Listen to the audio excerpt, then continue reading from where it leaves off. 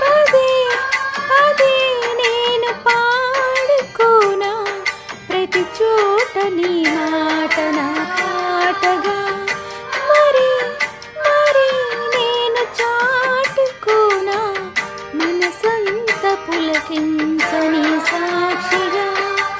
నా జీవిత గమనానికి గమ్యము నీవే, చితికిన నా గుండెకు రాగం నీవే.